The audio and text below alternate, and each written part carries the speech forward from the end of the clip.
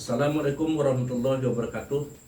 Selamat malam para pemirsa, para pecinta, penggiat dan pemerhati sejarah budaya dimanapun berada, baik itu di Sumatera maupun di daerah Jawa dan Semenanjung Malaysia. Baiklah, sesuai dengan permintaan anak-anak muda, para penggiat sejarah dan para pemerhati budaya segala macamnya, kami diminta untuk menjelaskan kisah atau cerita tentang burung yang dianggap legenda, dan burung yang dianggap sebagai cerita mitos. Ya, sebetulnya bukan mitos, tapi adalah benar-benar ada gitu, yang hanya terdapat di Kampar. Kenapa hanya dikatakan terdapat di Kampar? Karena di daerah lain tidak ada. Di dunia bagian lain pun tidak ada jenis burung ini. Nanti akan kita ceritakan kenapa tidak ada di tempat lain. Burung ini bernama burung kuagan. Ciri khasnya besarnya seperti burung berabah. Badan sayapnya hitam keabu-abuan. Kemudian dadanya putih. Paruhnya seperti burung berabah juga. Sedangkan kakinya adalah seperti kaki burung murai, ya, berkuku agak tajam, ya, seperti burung murai. Nah, burung ini terbang secara bergerombolan yang jumlahnya ratusan bahkan ribuan, ya, ratusan atau ribuan ekor yang terbang terus tanpa hinggap. Dia hinggap pertama apabila dia makan, dia masuk ke semak belukar atau hutan mencari makanan di bawah seperti cacing, serangga dan lain-lainnya. Kemudian yang kedua apabila dia bermalam. Sementara di hari-hari biasa tak pernah ditemukan dia hinggap, karena hewannya juga tidak punya sarang. Ya, nanti kita ceritakan lebih panjang. Yang pertama kita bahas untuk menghemat waktu, baiklah kita bahas dulu ini sangkar burung kuagan.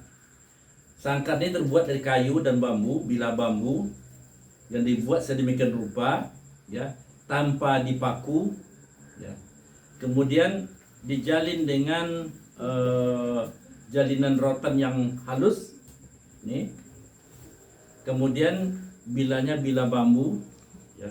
Kemudian punya khusus bentuknya tersendiri, yaitu bentuk rumah lontiok, penuh dengan ukiran bagian depan, bagian bawah, samping, kiri, kanan. Nah, cara membawanya nih dipikul. Nih, ini dipikul dengan pundak gini.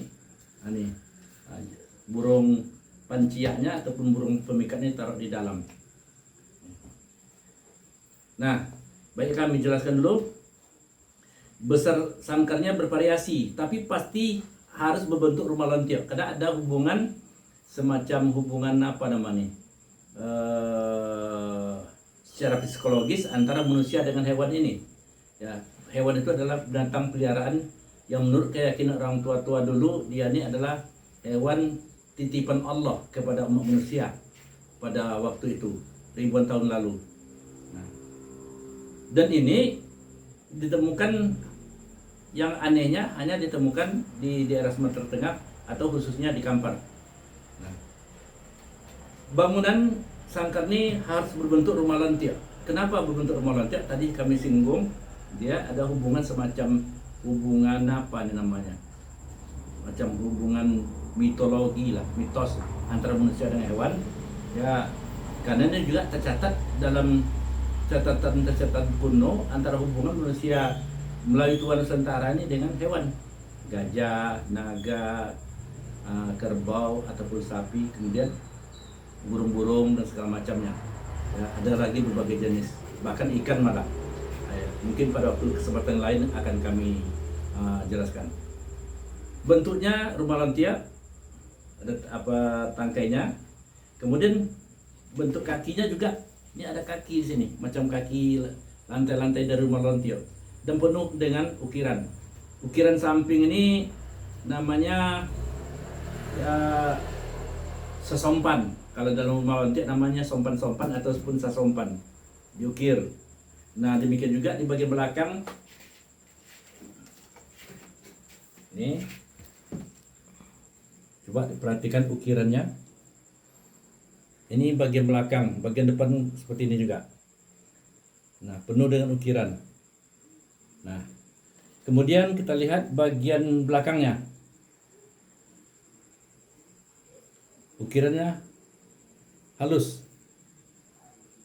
Handicraft ya, pekerjaan tangan orang-orang tua-tua dulu.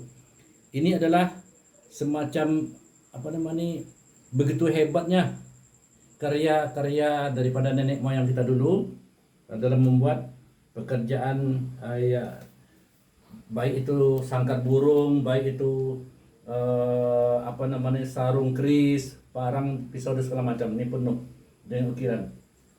Bagian depannya juga gini, diukir full.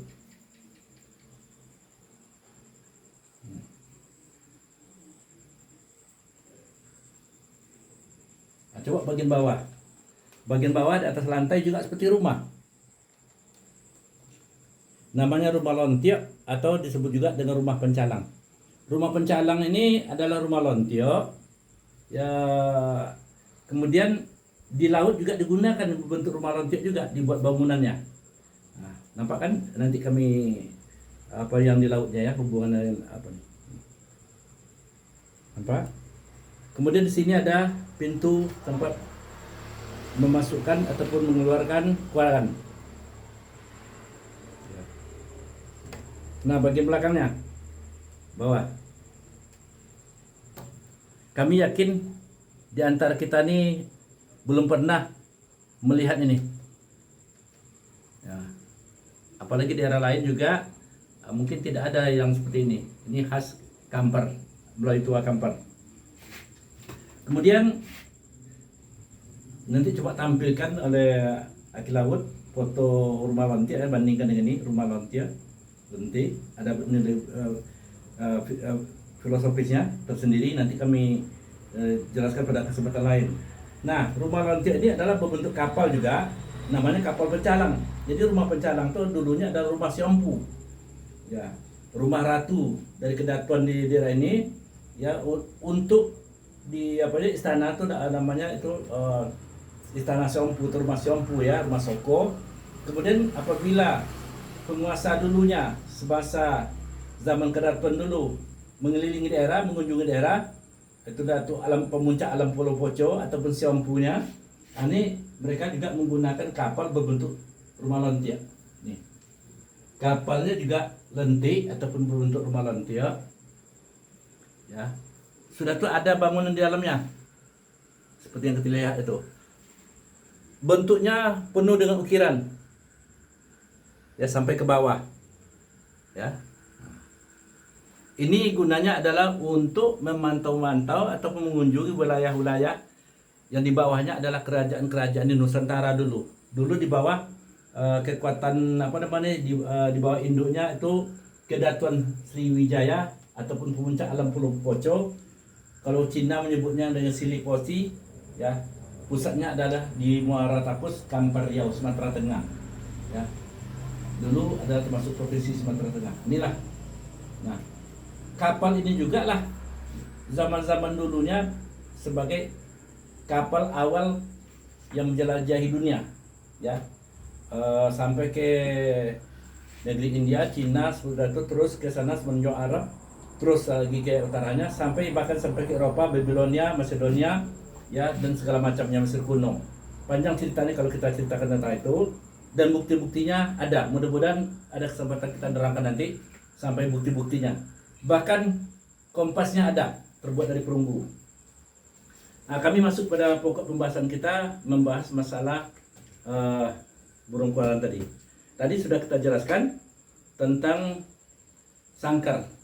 Harus berbentuk ini. Kenapa? Sangkar yang kita temukan di Kampar, khususnya di daerah Kuok, Bangkinang, itu sebetulnya sudah ratusan diperdagangkan sampai ke Bali, ke Jakarta, sampai ke Amerika, Jerman, segala macam, dibeli oleh orang kolektor sejak tahun 1960. Hanya 3 buah yang bisa kita selamatkan, ya. Ini adalah salah satu bentuk sangkar burung kuaran tadi, ya. Tadi kami jelaskan bahwa ini adalah tempat letak penciak. Nah, sekarang kita bahas burung kuarannya ataupun burung kuaran. Nggak usah kita bilang kuaran ya, nggak usah kita Indonesia kan, karena ini di Indonesia tidak ada tuh istilah tuh. Jadi burung kuaran ini ataupun burung kuaran itu adalah semacam jenis burung ataupun hewan purba yang dulunya memang diciptakan oleh Allah untuk dekat dengan manusia. Dia bebas, tapi begitu dipanggil dia datang. Tapi dengan catatan, dengan syaratnya adalah kalau kita mencari dia tuh bawa burung apa nih, sangkar ini. Kan banyak benda sangkar, apa salahnya segi empat segala macam, apakah salahnya bulat dan segala macamnya. Nah, kenapa gambar rumah lantiap? Itulah membuktikan bahwa ada secara psikologis ataupun secara mitologinya hubungan antara burung tadi dengan manusia. Kalau kita teliti lagi, ada dalam catatan Plato, ya. Arcio Santos juga dilihat itu hubungan antara manusia ini dengan ini. Coba kalau kita lihat ke belakang lagi, nanti cerita kita tidak sampai-sampai. Ini ukirannya, ya, tangkai keris atau sarung keris, ini dalam bentuk apa nih? Ya. Orang dulu tangkai keris, sarung keris semua diukir. Bahkan tempat tidur, tempat tikar segala macam ini diukir. Dibuat bertingkat-tingkat, disitulah digantungkan pakaian segala macam. Sekarang kita bahas masalah cerita legenda tadi atau mitologi tadi. Kenapa disebut dengan burung kuaran? Ini istilah lamanya, nama burung kuaran ya. Ini ada hubungannya dengan ikan patin gitu. Kalau datuk-datuk kita dulu, nenek-nenek kita dulu bercerita, katanya burung kuaran itu burung datang dari alam alam surga katanya. Jadi bisa saja dari langit dan apa segala macam turun ke bumi untuk manusia pada waktu itu yang dikasih oleh Allah sebagai anugerah, sebagai makanan pokok pada waktu itu yang sewaktu-waktu bisa dipanggil. Datang dia sendiri, makanan dari langit. Buka surat As-Saba, ya. Karena dalam Quran apabila dipanggil, ya, makanan dari langit datang, ya, itu ada berupa dua. Kesimpulannya apa? Inilah burung kuaran sama manisan lebah, ya. Dua-duanya ini berdekatan. Kalau manisan lebah dia bergantung di batang sialang, kayu sialang. Kalau burung kuaran dia terbang bebas di alam bebas. Kecuali apabila dipanggil tadi, dia datang dalam jumlah ratusan dan ribuan ekor yang bisa dimakan secara bersama-sama. Pertama, keistimewaan burung kuaran. Pertama, rasanya enak, tidak seperti hewan biasa, walaupun besarnya hanya sebesar burung berabah, kecil dari burung punai, ya. Kemudian bentuknya abu-abu atau kehitaman dengan dadanya putih segala macam, ya. 3 ekor saja bisa kita bandingkan dengan 1 kuali daging ayam. Masih menang burung kuaran di rasanya. Bisa merubah rasa dan aroma daripada masakan rendang ataupun gulai. 1 kuali itu ayam misalnya, dengan burung kuaran hanya 3 atau 4 ekor. Padahal dia kecil. Kenapa bisa berubah rasa tadi? Aromanya segala macam. Itulah yang ada keistimewaan diberikan oleh Allah Subhanahu wa taala. Keistimewaan yang lainnya adalah tadi rasa enaknya. Yang keistimewaan yang lainnya adalah cerita orang tua-tua dulu nampaknya dongeng, tapi setelah kita teliti benar, tidak ada jantan dan betinanya, tidak ada besar dan kecil, tidak ada jantan betina, tidak ada induk dan anak. Rasanya tidak masuk akal. Nah, setelah kami teliti selama bertahun-tahun, 60 tahun, dan kami lihat, kami operasi 4 ekor burung kuaran pada 5 tahun lalu, kemudian 2 tahun lalu masih kami laksanakan penelitian, ternyata benar. Itu yang kedua. Yang ketiga, burung ini mulai dari paruhnya, tengkoraknya, sampai ke tulang-tulang bagian dalam, sampai ke tulang kakinya, ya, lembut, bisa dikunyah seperti kerupuk. Dia punya kerangka badan seperti burung-burung lain, tapi tulangnya tadi dengan daging-dagingnya bisa kita kunyah sampai habis. Termasuk tengkoraknya itu. Kakinya lembut seperti belalang. Gitu kalau kita bandingkan dengan model kaki belalang itulah. Kalau kita bakar belalang atau kita goreng belalang, macam itulah kalau kita makan burung koaran ini. Nah, kemudian tidak punya kelemukan. Kelemukan tuh bahasa Indonesianya tembolok. Sini. Tempat menyimpan makanan. Di apa, dari tempat mulutnya di sini. Kelemukan namanya. Kalau ayam di empedal kan? Nah, kalau ayam sama apa, empedal. Kemudian kalau hewan lain itu biasanya apa nih, yang tadi kelemukan atau tadi memang ternyata benar. Dan ini hewan tadi pernah kita operasi. Ini dulu adalah cerita orang tua-tua dulu yang rasanya tidak masuk akal, rasanya mustahil gitu. Nah, rasanya ini tidak masuk akal. Tapi tak mungkin orang tua-tua dulu dari berbagai daerah di kampung ini ceritanya sama gitu. Ternyata benar. Yang keempat, burung ini tidak dihinggap di pohon, kecuali kalau dia makan, menyusur tanah, mencari cacing atau serangga, ya, atau dia terbang lagi sampai berhari-hari, sampai malam. Nah, kemudian ciri khas lainnya 5, dia tak punya sarang. Sampai datuk-datuk kita dulu dia bercerita bahwa koaran kita tidak punya sarang, sampai sekarang cucu-cucunya sudah berapa kali turunan, puluhan kali turunan, tak pernah ditemukan sarang burung koaran. Padahal jumlahnya ribuan ekor dulunya. Kalau sekarang mungkin tak sampai 1000 ya. Mungkin sekali rombongan paling-paling 100 ekor, 200 ekor. Masih ada, walaupun sudah langka. Tapi datangnya bulan Oktober, November, Desember. Atau hanya 2 bulan itu saja. Ya, selama setahun. Yang keberapa lagi? Yang kelima. Yang keenam. Yang keenam, ciri khas lainnya, burung ini tidak punya empedu. Rasanya hewan tak punya empedu kemana? Setelah kita operasi, yang kita dapat itu ya sebelum digoreng, dimasak kemarin di rumah, ternyata juga tidak kita temukan empedunya. Nah, sudah apa lagi? Yang ketujuh, keistimewaan lainnya daripada hewan-hewan lainnya,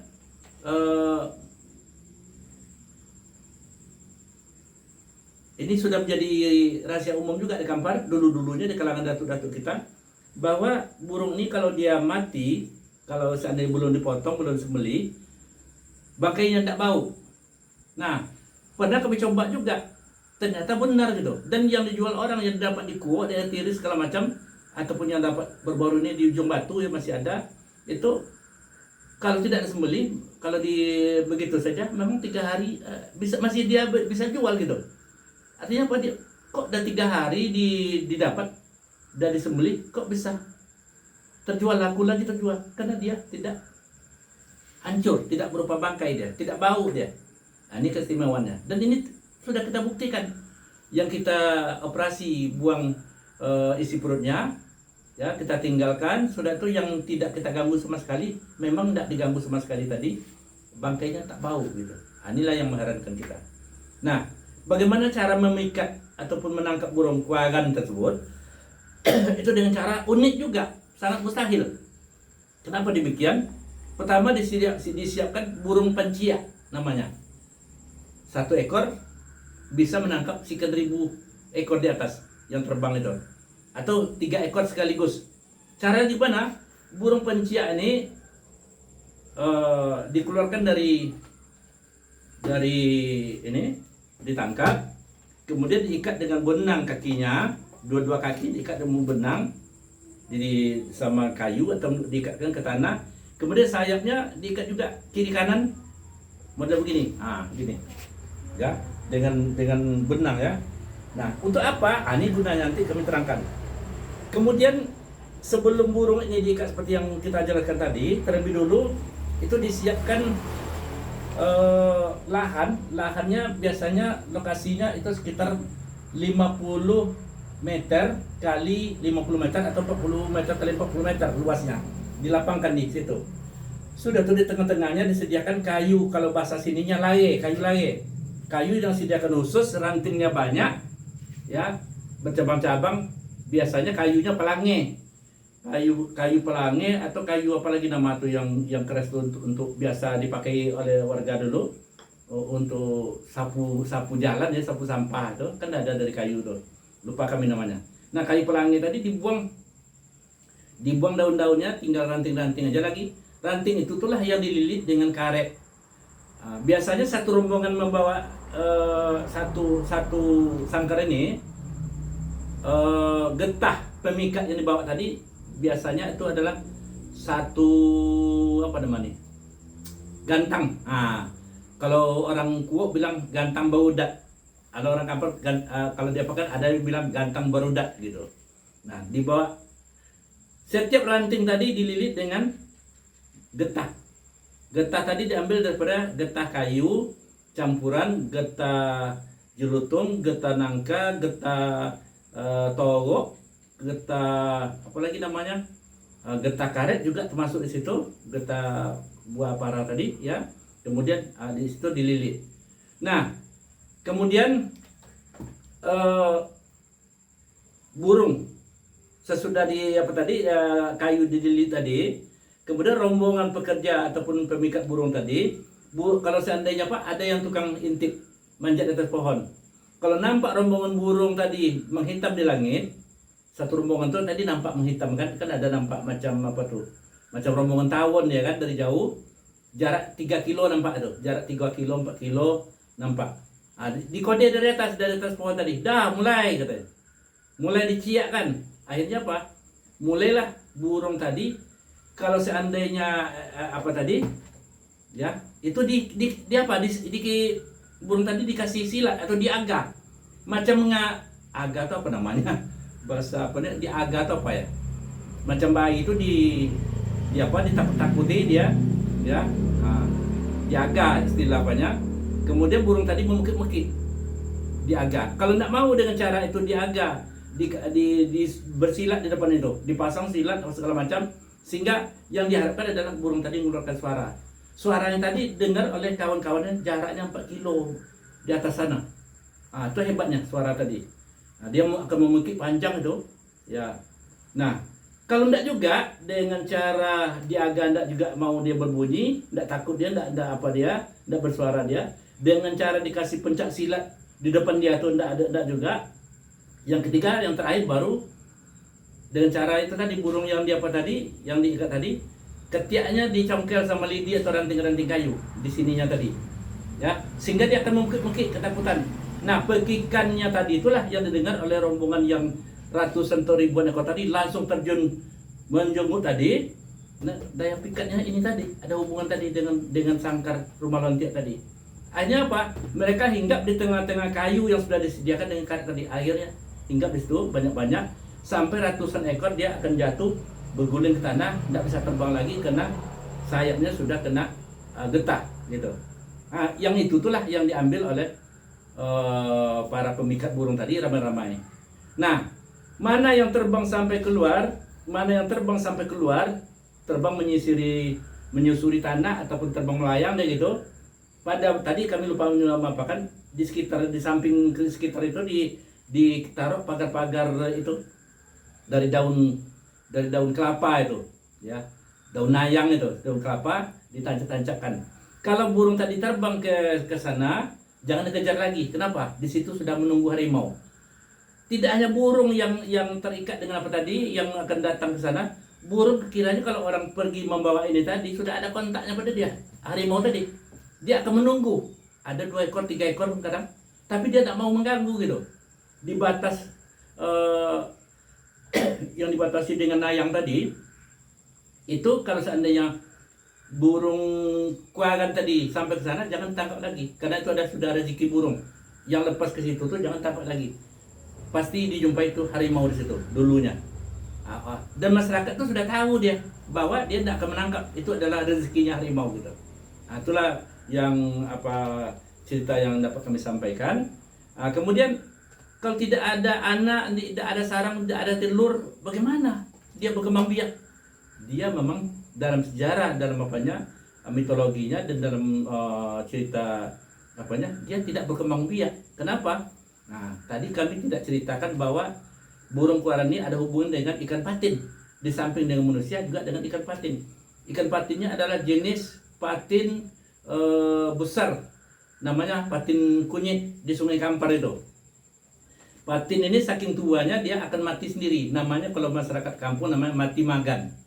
Kalau dia mati mengagan, bangkainya akan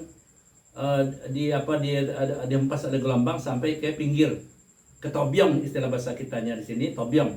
Nah sampai atau di pulau kan terdampar ikan ini maaf ya, cerita orang tua-tua dulu, dari dulu turun temurun seperti itu. Nah kalau kita tidak percaya masih bisa kita teliti gitu, dan kalau yang kita teliti ternyata ada benarnya.